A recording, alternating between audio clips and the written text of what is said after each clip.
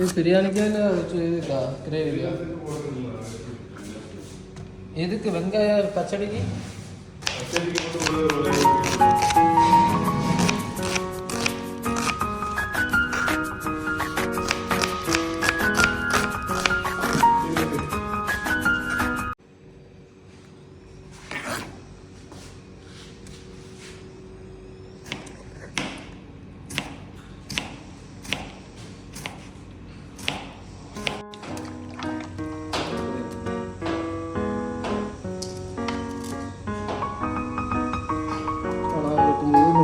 தோலை கண்டிப்பாக எடுத்துக்கணும். அதனால் இதை வெட்டிட்டு எதுக்காக அதை எடுக்கணும்?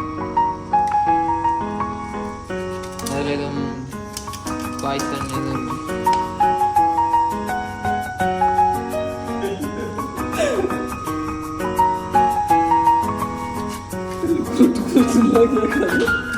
அது எல்லாருமே எடுத்துருவாங்க. அதனால நம்ம எடுத்துடுறோம்.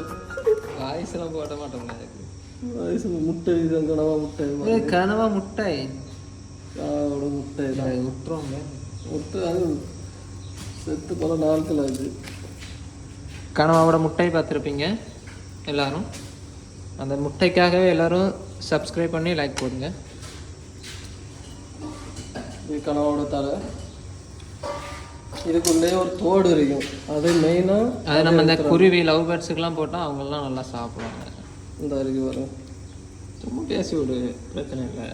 இதுதான் கனவாவோட தோடு. கனவாவுக்குள்ளே இருக்கும். இந்த பின்புறத்தில் இதில் இருக்கும், முதுகு பக்கத்தில் இருக்கும். அதை எடுத்துருவோம். அதுதான் அது கடையில் வாழ்கிறதுக்கு உதவி செய்யும். சொல்லி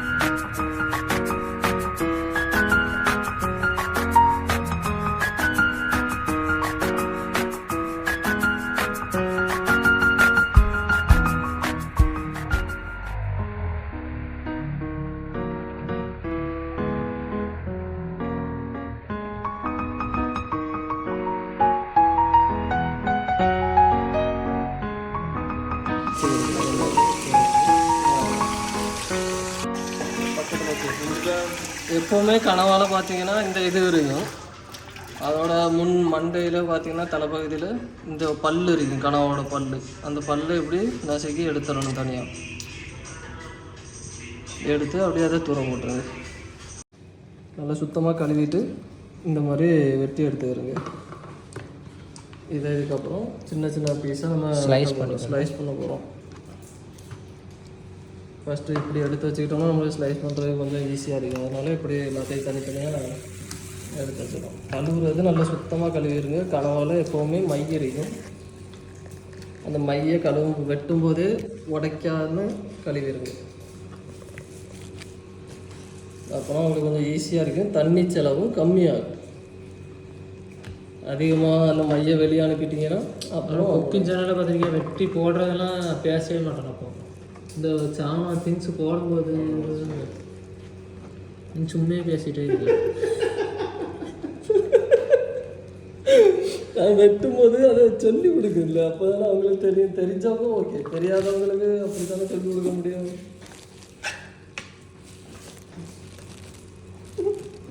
உன்னோட வேலை வீடியோ இருக்கு, வீடியோ மட்டும் எடு, ஃபுல்லாக வீடியோ மட்டும் எடு. ஏசியை போட்டு விடலாம், ஏற்றுக்கிட்டு வருது. சின்ன சின்ன ஸ்லைஸாக இன்னும் எடுத்துக்கலாம்.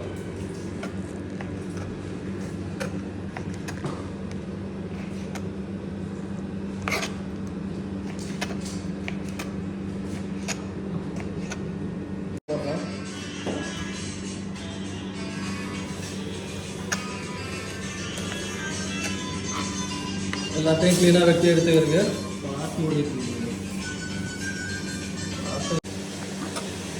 எல்லாத்தையும் க்ளீனாக வெட்டி முடிச்சாச்சு.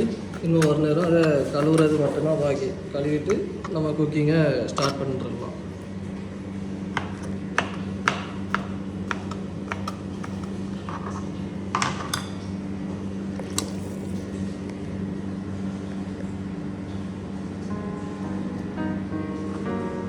அப்படியே நம்ம கொண்டு போய் கழுவிட்டு வந்துடலாம். இதை ஸ்டார்ட் பண்ணிடலாம். இங்கே பிரியாணிக்கு ஓடிட்டு இருக்குது. இங்கே அப்படியே கனவாக இருக்குது.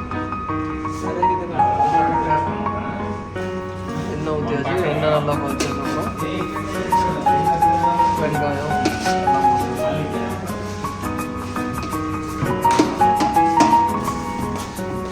வாசனை பொருட்கள் போட்டுக்கலாம்.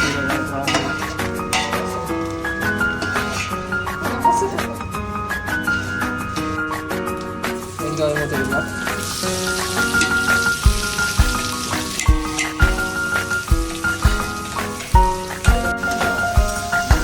நல்லா கிண்டி விட்டுக்கலாம். நல்லா ப்ரௌன் கலரில் ரெட்டிஷ் கலரில் வந்ததுக்கப்புறம் தக்காளி போட்டுக்கலாம்.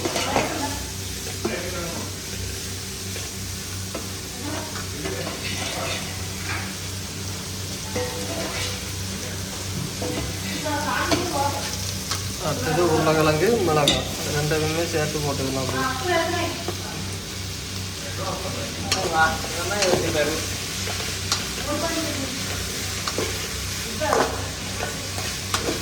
நல்லா கிண்டி விட்டு வருங்க.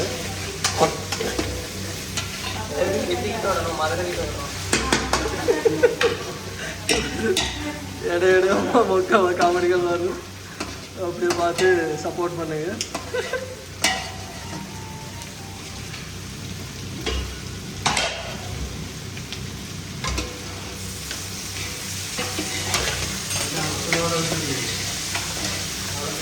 கனவாவும் நல்லா கழுவி எடுத்து வச்சாரு. அதுக்கு மஞ்சள் பொடியும் உப்பும் போட்டு ஒரு 2 விசில் வர்ற வரைக்கும் அடுப்பில் வச்சு நல்லா கொதிக்க விட்டுடலாம். 2 விசில் வர்ற வரைக்கும் அடுப்பில் வச்சுக்கிடலாம்.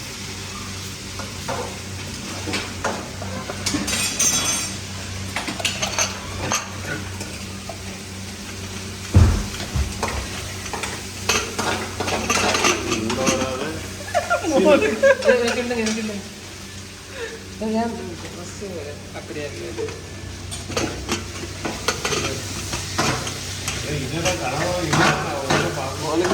வெடிச்சிடும். தண்ணி குடிக்க வேண்டும். குக்கரில் போட்டுட்டு வர்றதுக்குள்ளே கொஞ்சம் கரிஞ்சாச்சு. இது காரணமானவர்கள் இங்கே சமைத்து கொண்டு வரலாம். அது தக்காளியை சேர்த்துக்கலாம். தக்காளியை போட்டு அப்படியே கண்டிக்கிடலாம். அதுக்கப்புறம் கொஞ்சம் பிடிக்காமல் இருக்கும். அடி பிடிக்காமல் இருக்கும்.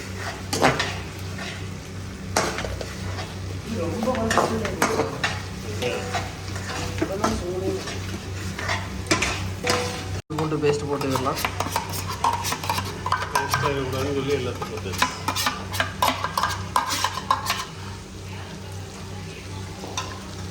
அப்படியே நல்லா கிண்டி விட்டுக்கிறேங்க. மல்லிப்பொடி போட்டுக்கலாம். மல்லிப்பொடி தேவையான அளவு. இப்படி அள்ளி போட்டா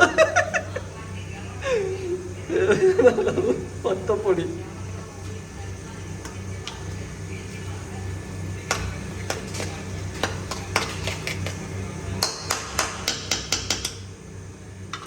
நல்லா கிண்டி விட்டுருங்க.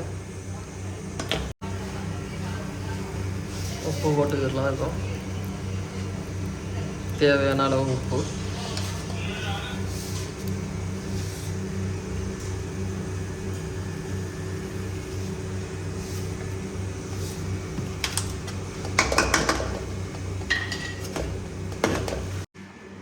குக்கரில் அதில் வச்ச கனவை எடுத்து அங்கே நம்ம மசாலா ஆல்ரெடி ரெடி பண்ணி வச்சுருக்கோம். மசாலையில் அப்படியே ஊற்றிக்கலாம்.